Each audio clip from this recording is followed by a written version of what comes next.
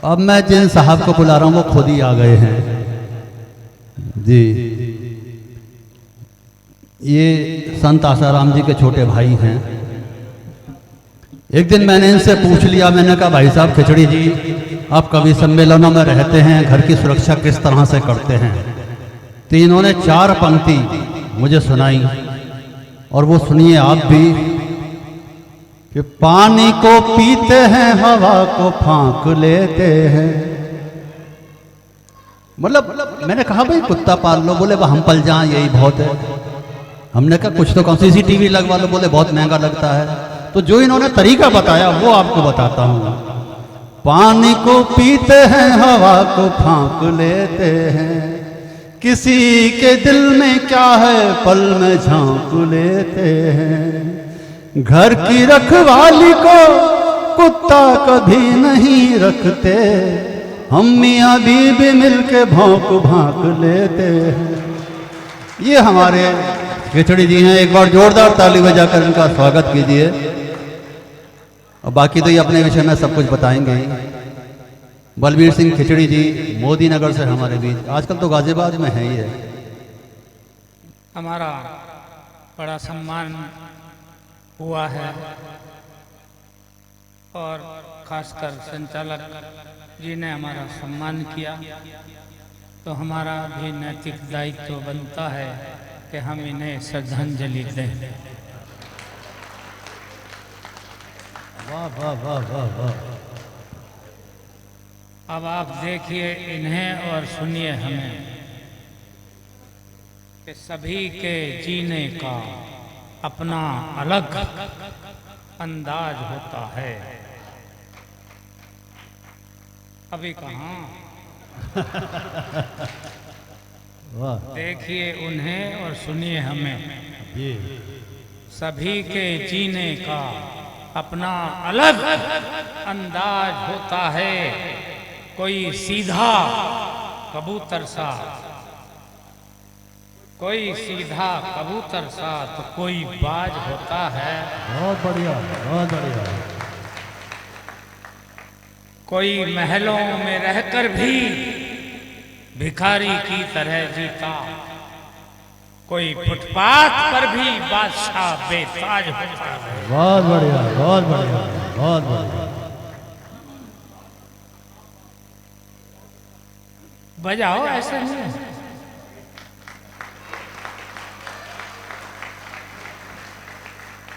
मिल के बजाओ। ये कवि सम्मेलन हो रहा है, यहाँ हमारे पास कोई ढोलक हारमोनियम नहीं है, शब्द ही हैं और शब्द शब्द शब्द कविता, बूंद बूंद सागर। कविता को समझने के लिए दिमाग की जरूरत पड़ती है, वो हमारे पास है। देखें, एक आदमी कह रहा था मैंने मरे हुए बकरे को चलते हुए देखा। अब देखो, कई लोग कह रहे थे क्या कोरा सफेद झूठ बोल रहा है, मरा हुआ बकरा कैसे चल सकता। उसने कहा तू समझ ही नहीं रहा है, बकरा मरा हुआ पड़ा था, चल तो मैं रहा था।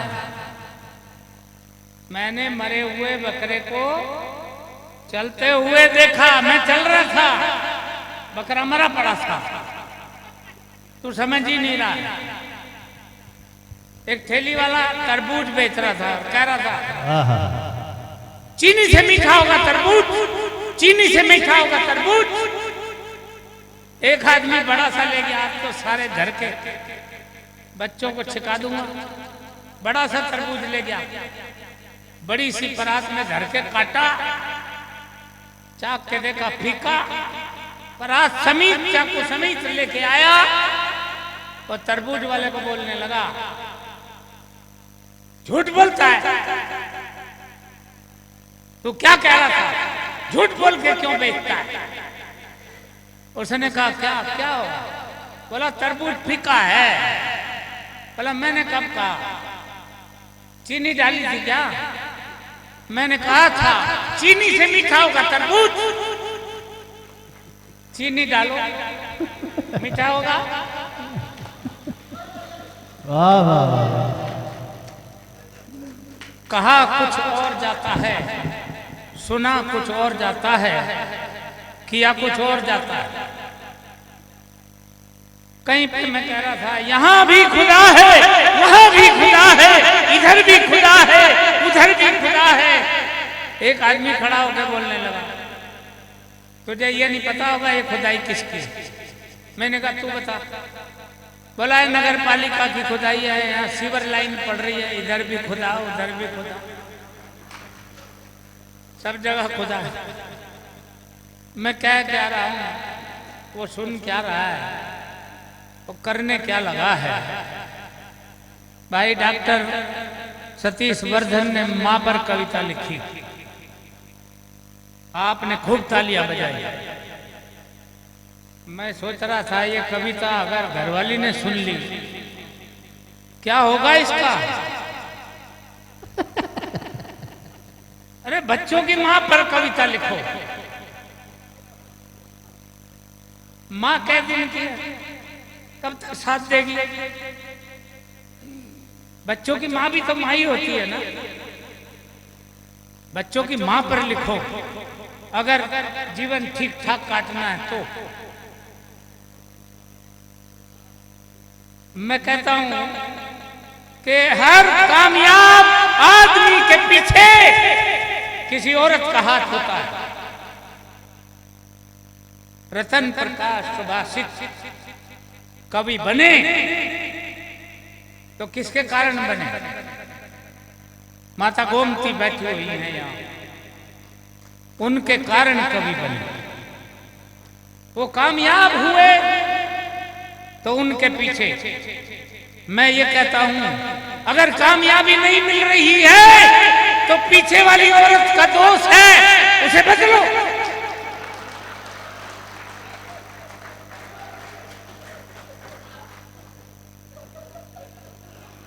और जब तक बदलते रहो जब तक कामयाबी ना मिले। बहुत अच्छा, बहुत अच्छा, वाह वाह।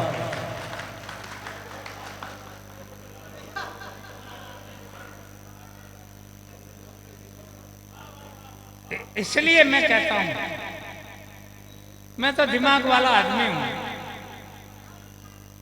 पढ़ा लिखा हूं और धार्मिक हूं, और इस उम्र में आदमी धार्मिक हो ही जाता है।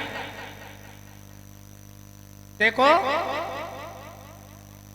एक लड़की ने कविता पढ़ी, छोटे से बालक ने कविता पढ़ी। कोई पूछेगा, बच्चे से कोई पूछेगा बेटा तुमने ये कविता कहां से सीखी, तो वो क्या कहेगी बच्चा, क्या क्या बोलेगा बच्चा? मेरे पापा कवि हैं। फिर वो पूछेगा फिर और पीछे और भी कोई, तो वो बच्ची क्या बताएगी? मेरे दादाजी भी कवि थे। कोई पूछेगा, अब उससे कहेंगे तू क्यों पूछ रहा है, तो आदमी यही कहेगा कि मैं ये देखना चाहता हूं कि इस गुंडागर्दी की बुनियाद कहां है, ये कहां से चली आ रही है। देखो ये किताब का विमोचन हुआ, मैंने पढ़ी, वो रात पूरी रात लगाई पढ़ने में, और पढ़ करके करेक्शन किया किताब में, क्योंकि पढ़ी है ना। हम क्या करते हैं, हम तो पोस्टमार्टम करते हैं। डॉक्टर कवि डॉक्टर, कई डॉक्टर बैठे हैं, तो ये कौन से डॉक्टर हैं? ये शब्दों का पोस्टमार्टम करते हैं, कविताओं का पोस्टमार्टम करते हैं, ये ऐसे डॉक्टर हैं। मैंने ये किताब पढ़ी, आप ऐसे भी किसी ने पढ़ी होगी, नहीं पढ़ी है तो पढ़ लेना। मैंने उसी किताब से देखा है ये कि धन्य भ्राता, ये पोस्टमार्टम है। धन्य भ्राता, धन्य तुमको, धन्य साहस आपका। पढ़ लेना है इस किताब में, जरा सा बस पोस्टमार्टम हुआ है। धन्य भ्राता, धन्य तुमको, धन्य साहस आपका, कर दिया है आपने साकार सपना बाप का। ये दिव्य हंस दीपक के सम्मान में पोस्टमार्टम है। बाप का माल अपना माल। आगे चलो। जैसे भी हो पहुंचा देते हमको सुख के गांव। जैसे भी हो पहुंचा देते हमको सुख के गांव। पिता जो हो बरगद की छांव। इसी किताब से पिता हो जो बरगद की छांव। तो बरगद की छांव तो नहीं रही, पर माँ तो है ना। अब माता और पिता एक ही में, 2 in 1। माता गोमती मेरी गर्लफ्रेंड रही हैं, नहीं सॉरी नहीं मेरी बीवी की फ्रेंड रही हैं, और मैं यहाँ वो मौजूद हैं, मुझे पुश करके यहाँ भेजा गया है उनके सम्मान में। अब आगे चलते हैं। ये है दिव्य हंस दीपक, साथ साथ 2 in 1 दोनों का सम्मान कर रहा हूं। होता उदय जो सूरज हिमशैल पिघल जाते। होता उदय उदय जो सूरज हिमशैल पिघल जाते। हिमशैल पिघलते ही नदियों में बदल जाते। ये भी इस किताब में है। नदियों में बदल जाते। नदियों का समंदर तक जाना भी जरूरी था। ईश्वर ने पुकारा तो जाना भी जरूरी था। अभी उन्होंने ये भजन गाया, बहुत अच्छा गाया। कला है, अपनी गला है, कला है। उन्होंने भजन गाया, जाने तुम कहाँ चले गए, चिट्ठी ना कोई संदेश। मैं ये कहता हूं कि रतन प्रकाश सुभाषित मरे नहीं है। क्यों? जिसका खून जिंदा है वो कैसे मर सकता है?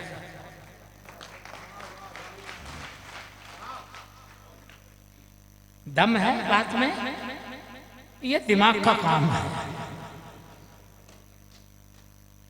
बहुत अच्छा लगा उनका किताब का, पुस्तक का विमोचन हुआ। मुझे ख्याल आ रहा था ऐसा पुत्र भगवान एक एक तो सबको दे ही दे। क्यों? हम जैसे भी तो हैं यहाँ। मेरे पिताजी के हम 2 भाई, उनके 2 बेटे, उन्हीं के सामने हमने कहा आप बाजा बजेगा नहीं, अलग अलग होंगे। पिताजी नहीं बांटना चाहते थे। कोई पिता नहीं बांटना चाहता अपनी बनाई हुई जायदाद को, मकान को बांटना नहीं चाहता, वो भी नहीं चाहते थे।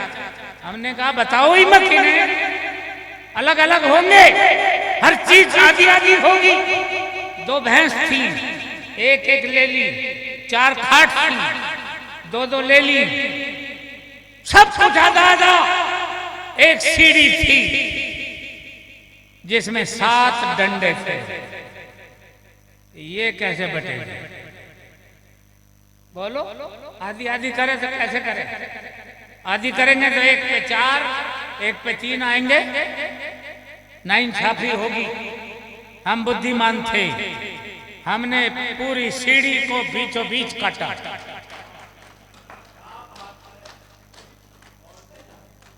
फिर बांटा। वो सीढ़ी सिर्फ पिताजी के अंतिम संस्कार में ही काम आई थी, उससे पहले नहीं आई। हम जैसे और भी होनहार बच्चे इस दुनिया में हैं, लेकिन दीपक दिव्य हंस जैसे बालक मुश्किल से पैदा होते हैं। ये कितनी मुश्किल से पैदा हुए हैं ये माता गोमती बताइए। आइए थोड़ा देर हंसे और मैं भी कुछ अब अपनी कविता की बात करता हूं और यूं कहता हूं 4 लाइन के उजड़ी हुई बस्ती मिली तो क्या मिली, उजड़ी हुई बस्ती मिली तो क्या मिली और लाश को कश्ती मिली तो क्या मिली, लाश को कश्ती मिली तो क्या मिली, ऐसी पीने से भला क्या फायदा, उधार सी मस्ती मिली तो क्या मिली। और 4 लाइन कहता हूं, आपने ताली बजाई इसलिए 4 लाइन और कहना पड़ेगा कि सत्य की झूठ से जंग जारी रहेगी, सत्य की झूठ से जंग जारी रहेगी और मोहब्बत ही नफरत पे। तुम्हें कैसे पता, मतलब कर रहे हो आप भी, काम चालू है। हाँ तो ठीक, बहुत अच्छा, आप भी मेरी तरह होनहार हैं। तो मोहब्बत ही नफरत पे भारी रहेगी और शरीरों पे शासन करे चाहे कोई, पर दिलों पर हुकूमत तुम्हारी रहेगी, दिलों पर हुकूमत तुम्हारी रहेगी। और तुमने ताली बजाई इसलिए 4 लाइन और कहना पड़ता कि मैं नहीं कहता कि तुम पूजो किसी भगवान को, चैलेंज करो तो सुपर पावर। मैं नहीं कहता कि तुम पूजो किसी भगवान को, चर्च मंदिर मस्जिद गुरुद्वारा या की शमशान को, और चाहते हो घर कि वो भगवान, चाहते हो घर कि वो भगवान तुमसे खुश रहे, तो हंसाओ फिर किसी शादीशुदा इंसान को, तो हंसाओ फिर किसी। बहुत मुश्किल काम है। आपने बहुत अच्छा सराहना की, दाद दी, इसलिए 4 लाइन और कहना पड़ा कि जिन्हें तैरना तिरना आता, जिन्हें तैरना, कौन बोला, तिरना, तिरना सबको मालूम नहीं है, तैरना मालूम है, तिरना तैरना नहीं, तैरना तिरना आता, केवट और कश्ती से क्या।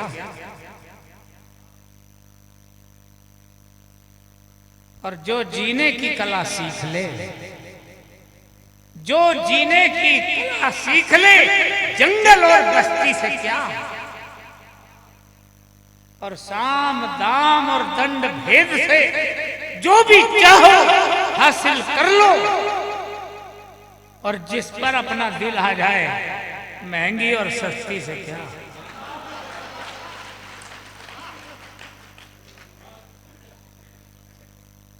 ठीक चल रहा हूं? अच्छा। ये दिमाग का काम है। हम तो पढ़े लिखे आदमी हैं, दिमाग से काम लेते हैं। हमसे कोई पूछ रहा था, मिस्टर यमक अलंकार किसे कहते हैं, तो मेरे से पहले ही एक ने बता दिया। ऐसा ही मास्टर था, बिल्कुल दीपक जैसा मास्टर पूछ रहा था यमक अलंकार किसे कहते हैं। एक बच्चा बोल पड़ा, बोला यमक अलंकार जिसमें एक ही शब्द की आवृत्ति बार बार हो और हर बार उसका अर्थ बदल जाए। बोला उदाहरण दो। उदाहरण दिया, कनक कनक के सोगुनी मादकता अधिकाय। कनक कनक शब्द की आवृत्ति हुई है और हर बार उसका अर्थ बदल गया है। टीचर ने कहा वो पुराना हो गया, कोई नया उदाहरण दो। वो हमने दिया नया उदाहरण। देखो, एक ही शब्द की आवृत्ति बार बार हुई कि यूपी में अगर कोई धरना धरने लगता है, धरने लगता है, तो योगी जी की पुलिस उसके धरने वाली जगह पर इतना धरने लगती है कि उसकी धरने वाली चीज कहीं धरने लायक ही नहीं रहती।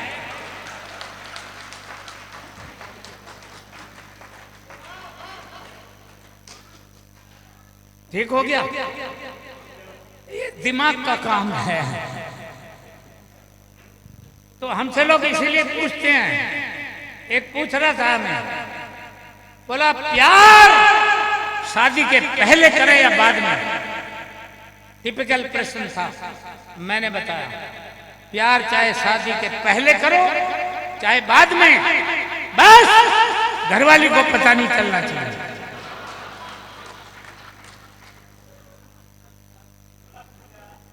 ठीक बताया? ये दिमाग का काम है। देखो, प्रश्न पूछा था हमसे, प्रश्न पूछा गया था महाभारत के युद्ध का कोई एक ठोस कारण बताओ। महाभारत के युद्ध का कोई एक ठोस कारण बताओ। एक बच्चे ने बताया। मास्टर ऐसा ही था। एक बच्चे ने बताया महाभारत के युद्ध का मेन कारण थे दुर्योधन। अपनी जिद छोड़ दिए होते तो महाभारत का युद्ध कदापि नहीं होता। दूसरे बच्चे ने बताया महाभारत के युद्ध का मेन कारण थे स्वयं भीष्म पितामह, अपनी प्रतिज्ञा तोड़ दिए होते तो महाभारत नहीं होता। तीसरे बच्चे ने कहा भगवान कृष्ण ही अगर नहीं चाहते तो युद्ध नहीं होता। अर्थात पूरी क्लास में एक बच्चा भी सटीक उत्तर नहीं दे पाया। क्यों? क्योंकि मेरे सिवा पूरी क्लास में इतना माइंडेड बच्चा था ही नहीं। मैंने बताया महाभारत के युद्ध का मेन कारण यह था कि उस वक्त पुलिस नहीं थी।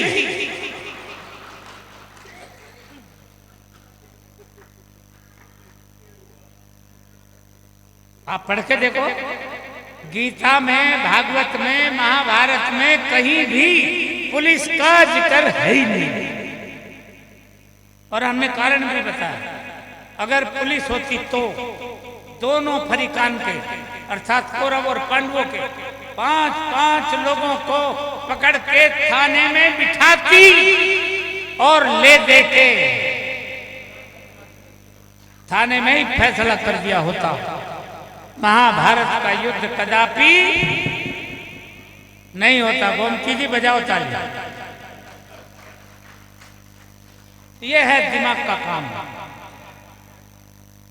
तो मेरा ख्याल है आज के लिए मेरा समय समाप्त हो गया होगा।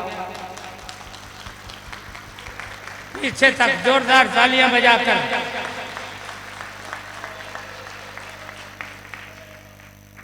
धन्यवाद। और चाहिए?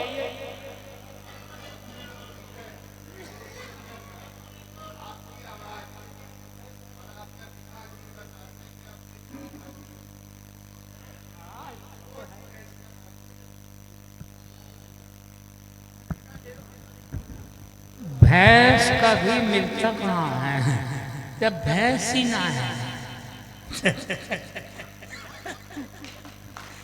बताओ कैसा प्रश्न? भैंस बच्चे कहाँ है?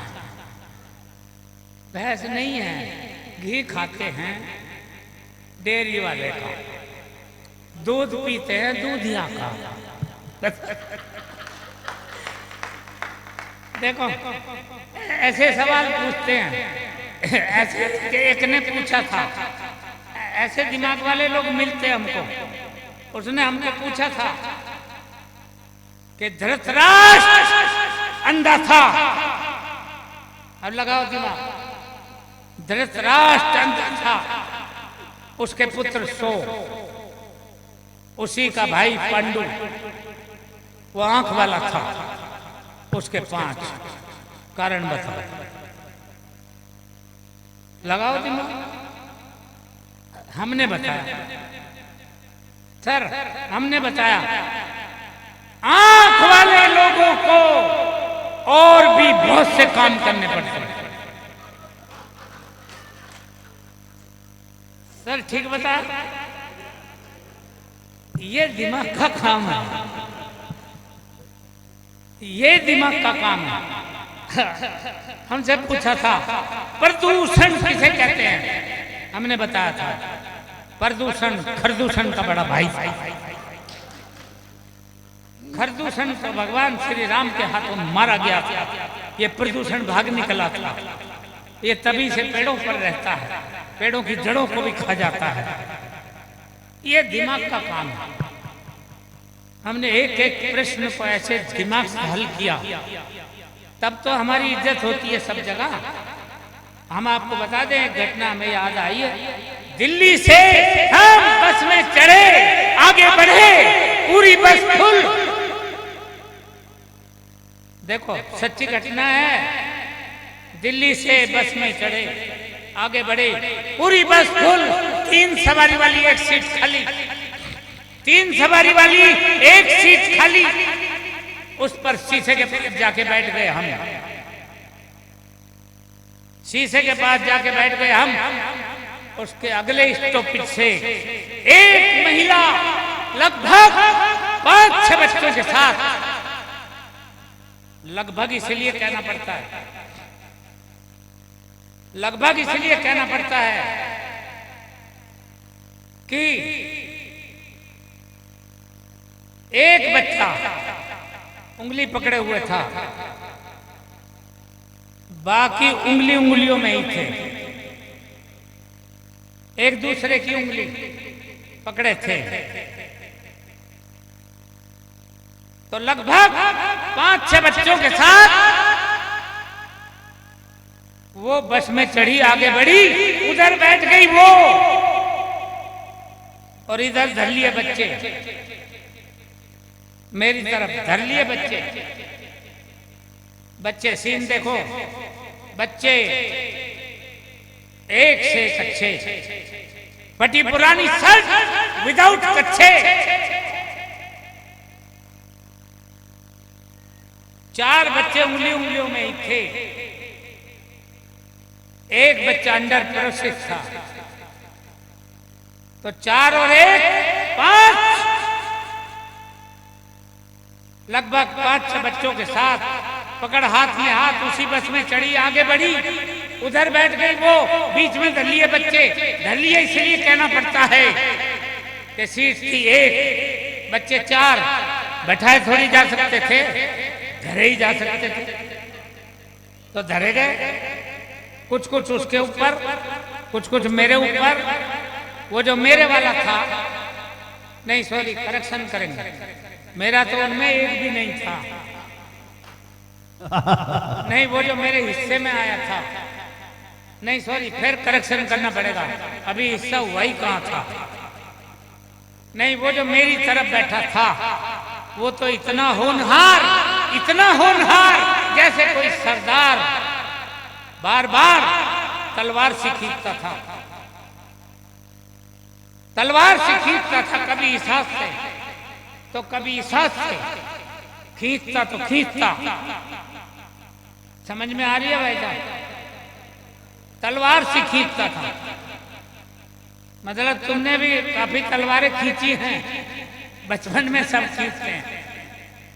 तलवार से खींचता था, कभी इस हाथ से कभी इस हाथ से, खींचता तो खींचता, हमें कोई तकलीफ न होती, मगर वो तो हमारे कोट की शोभा बढ़ाने लगा। तब हमें ख्याल आने लगा, अपकार नहीं उपकार करो, संघार नहीं श्रृंगार करो, और कुछ करो न करो, इस बालक को उठा के ऊपर धरो। नहीं ज्यादा ऊपर हो गया, जैसे बन पड़े अपनी इज्जत बचाओ, इस बालक को थोड़ा बहुत ऊपर उठाओ।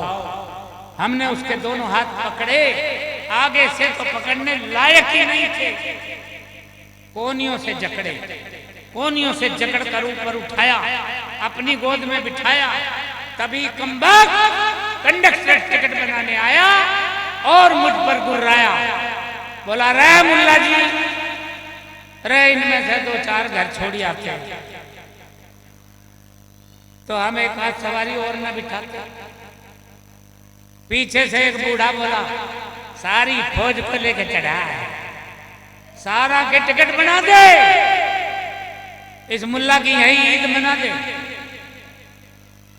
पीछे से एक बुढ़िया बोली, अरे इसकी उम्र तो देख, यह 60-65 साल का, अरे यह 30-35 साल की, लाइन लगा रखी है, अरे मार के छोड़ेगा इसे।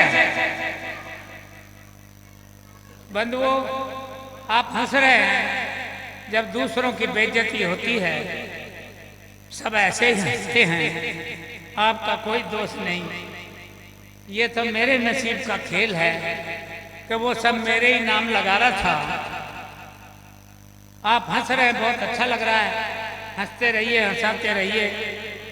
मेरा तो कहना यही है कि ऐसे संतान नसीब से प्राप्त होती है जो अपने पिता को सम्मान में उनके जाने के बाद उनकी आखिरी इच्छा ये किताब छपवाने की थी, तो बच्चा समर्थ हुआ और उसने ये किताब आपके सम्मुख, आपके हाथों में ला कर रख दी।